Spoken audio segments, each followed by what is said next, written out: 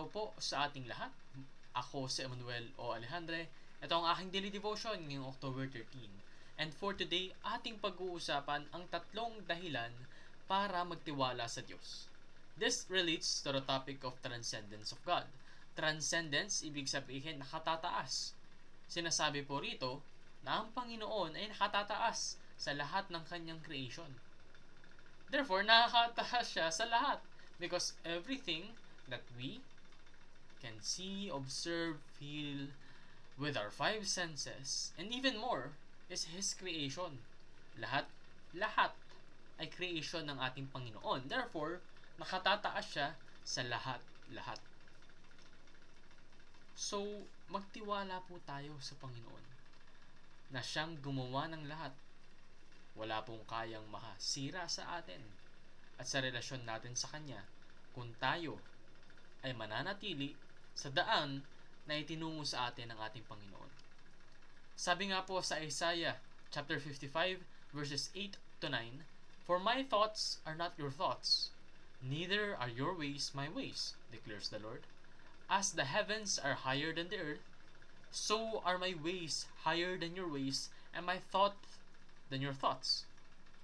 So, yung ating pong pamamaraan, yung ating pong pag-iisip, hindi makukumpara sa pamamaraan at pag-iisip ng ating Panginoon.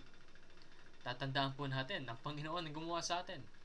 Tayo nga mismo hindi natin ma-fully understand yung anatomy ng mga tao. Kung paano nagawa yung universe. Pero siya, alam niya yun, naiintindihan niya yun, dahil siya yung gumawa nun. Therefore, His knowledge, His expertise is above and beyond every single human. So, there's the three reasons to trust God. Unang-una, God is both transcendent and immanent. Aside from that, God's thoughts are infinitely higher. Kinumpara nga ni Lord, base sa verse na binasa natin, yung intellect niya bilang yung intellect natin dito sa mundo at yung intellect niya naman kapantay ng langit. Eh hindi nga natin alam kung gaano kataas yung langit. Therefore, hindi rin natin alam kung gaano mas magaling yung intellect ng ating Panginoon. Hindi natin may hinuha yun in our lifetime. Probably even ever. Because that is the greatness of God. And aside from that, His ways are also infinitely better. Ibig sabihin, hindi matatapos yung kagitingan ng Panginoon. Kumbaga, kinumpara natin yung sarili natin sa Kanya, walang katapusan yun.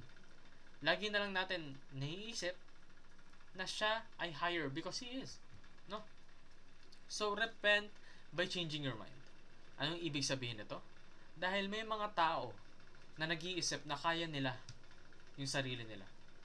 Na kaya nilang ilutasin yung problema nila. Na them alone is enough. But that is not true. Maaaring hindi natin napapansin. No? Pero sa kabuuan ng buhay natin, napakarami ng tulong yung binigay sa atin ng Panginoon. Sa mga panahon na nahihirapan tayo, hindi man natin namalayan, tinulungan tayo ng Panginoon upang makabangon muli. Sa mga panahon na hindi natin alam kung anong gagawin, ginabayan niya tayo. That is why we should rely on God's plan and wisdom. Kasi kahit hindi natin ginusto, kahit hindi tayo aware, He made sure to assist us. So paano pa kaya kung aware tayo sa Kanyang help? Kung we actively seek out His wisdom and glory. Siyempre, sobrang-sobra yung makukuha nating tulong sa Panginoon. Because we truly appreciate it. And we seek God. No? Paano pa kaya, no? Kung kumpara natin. Yung mga panahon na hindi natin siya sinisik, tinutulungan niya na tayo. Paano kung tayo na mismo yung naghanap sa Kanya? Kumilala sa Kanya. Then, the result would be more than tenfold. So, respond with complete trust. Maaaring may mga mabibigat kang pinagdadaanan ngayon.